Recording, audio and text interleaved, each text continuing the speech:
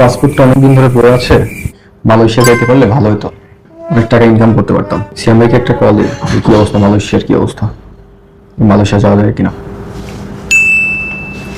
Hello, আসসালামু আলাইকুম। হ্যাঁ সিয়াম ভাই, কই আপনি? মালয়েশিয়ার কি অবস্থা? ঠিক আছে, আমি কালকে আসতেছি। রাব্বি দেখি কল দিতেছে।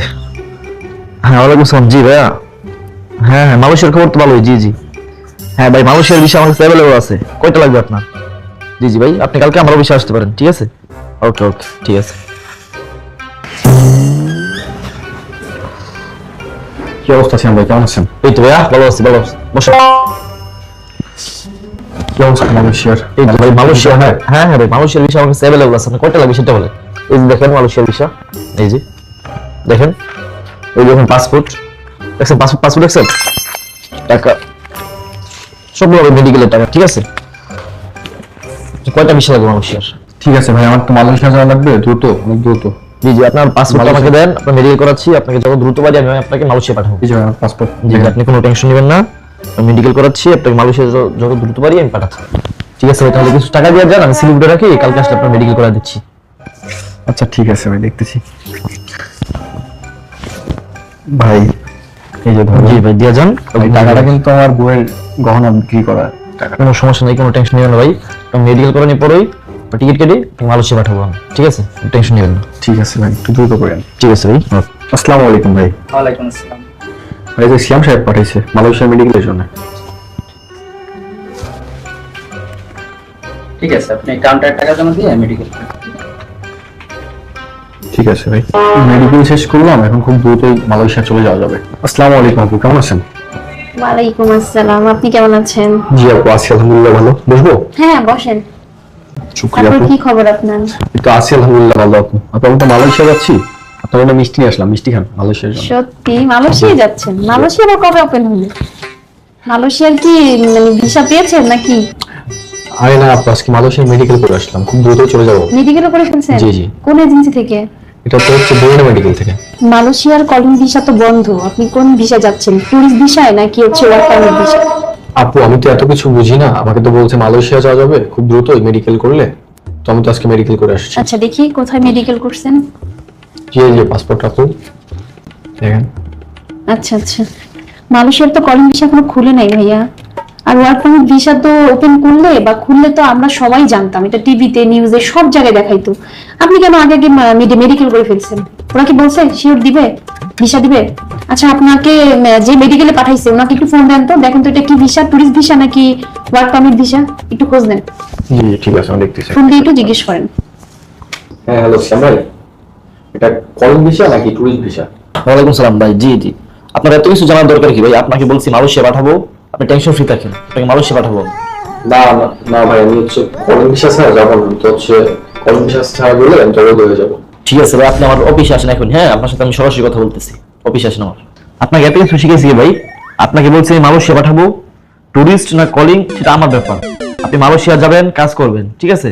আপনাকে এত কিছু শিখেছি কি, আমি বলছি মালয়েশিয়া পাঠাবো, আপনি নিশ্চিন্ত থাকেন।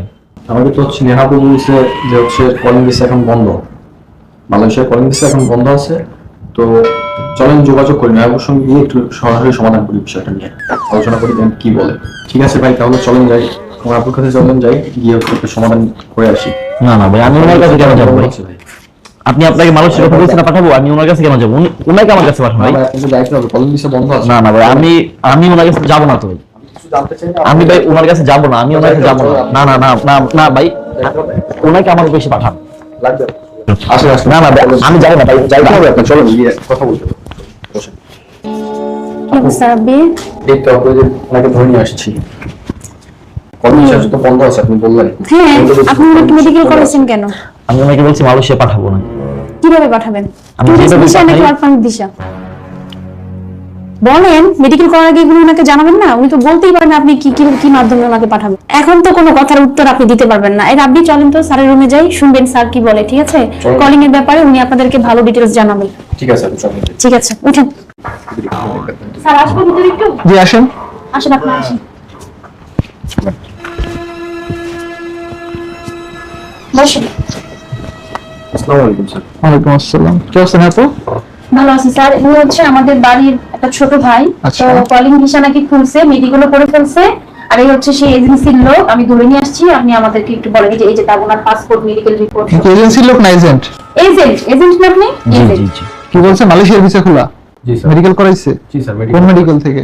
জয়না মেডিকেল থেকে স্যার। এই নামে কোনো মেডিকেল সেন্টার আছে আদৌ? আমাকে তো বলছে স্যার যে জয়না মেডিকেল থেকে করা। মেডিকেল ফি কত টাকা নিছে? এটা হচ্ছে নিচে আপনার 10,000 টাকা। 10,000 টাকা? জি স্যার। তুমি তো মাথা নিচু করে বসে আছে। কি 10,000 টাকা নেন না আপনি আমার মেডিকেলের জন্য? জি জি নিয়েছি। কি ভিসা মালয়েশিয়া পাঠাবো বলছে রাব্বি আপনাকে? আমাকে তো এই বিষয়ে কিছু বল নাই, শুধু বলছে যে মালয়েশিয়া পাঠাইছে। পরবর্তীতে খোঁজ খবর নিয়ে কি পাইছেন তথ্য? সে বলতেছে যে আমি যেভাবে হোক তাকে পাঠাবো, মালয়েশিয়া পাঠানো হচ্ছে তার মূল উদ্দেশ্য। এখন কি কাজ করবে না করবে সেগুলো কিছু বলে না। আচ্ছা মিস্টার সিয়াম, আপনাকে কি ভিসা মালয়েশিয়া পাঠাতে চাচ্ছিলেন? আমি আসলে সত্যি বলতে ওনাকে এয়ারপোর্টে কন্ট্যাক্ট করে ওনাকে মালয়েশিয়া পাঠাতে চাচ্ছিলাম। তো ওই দেশে যাইয়া উনি ওনার মতো কাজ খুঁজে নিবি আর কি। Tourist visa? জি জি ট্যুরিস্ট ভিসা পাঠাতে চাইছিলাম এয়ারপোর্ট কন্ট্যাক্ট করে। আপনি কি জানেন যে টুরিস্ট যাওয়ার পরে মালয়েশিয়া অবৈধ হয়ে যাবে? অবৈধ হোক তা তো আমার জানা বিষয় না। আমি ওনার কাছ থেকে টাকা পাইছি, আমি ওনাকে কন্ট্যাক্ট করে পাঠিয়ে দিলাম। আপনি টাকা পাইলে একটা লোক যাইছে তাই করে দিবেন? আসলে এরকম ভাবে তো ভাবি নাই, আমি আসলে বুঝতে পারি নাই। আচ্ছা, আপনারা যারা বিভিন্ন এজেন্সির মাধ্যমে মালয়েশিয়া যাওয়ার ট্রাই করতেছেন, আপনাদেরকে প্রলোভন দিচ্ছে মালয়েশিয়ার ভিসা খোলা, টুরিস্টে যান, এই করেন সেই করেন, আপনাদের কাছে একটা বক্তব্য দিচ্ছি, এই কাজটা কেউ করবেন না প্লিজ।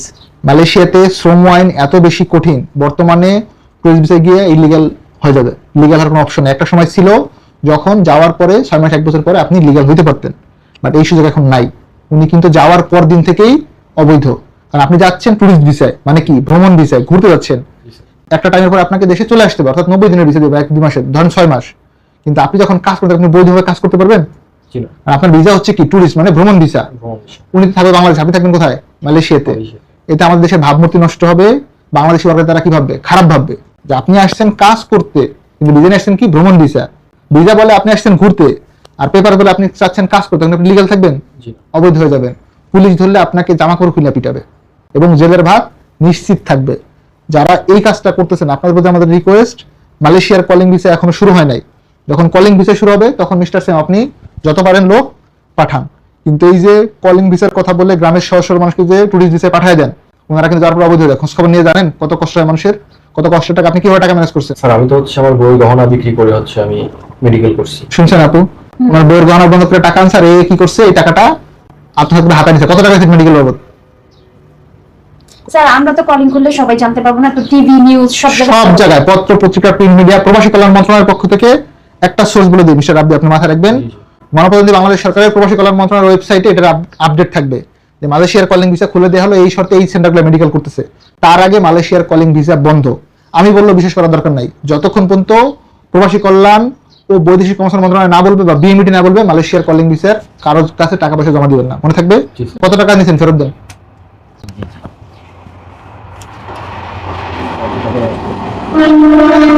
মাফ করে দিন আমাকে, হ্যাঁ এরকম। টাকা পয়সা পাইছেন?